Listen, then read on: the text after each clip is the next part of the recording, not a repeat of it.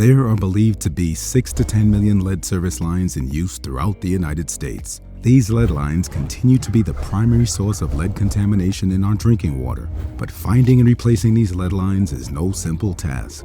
We don't know where the lead is, so how do you start when you don't have the full picture?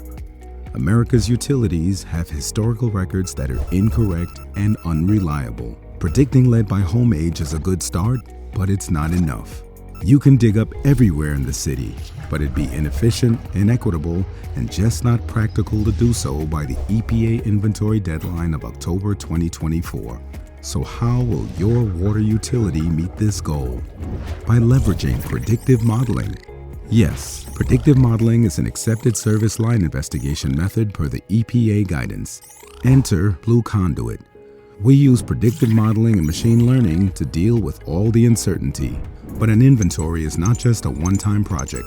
It is an iterative process. With every dig, our platform is updated with new information so that it can learn, improving its predictions, and updating your smart inventory so that you can communicate progress to your residents and to your state regulator. With BlueConduit, your utility will reduce costs, increase efficiency, increase equity, and support healthy, thriving communities. Start to get the lead out today and visit BlueConduit.com.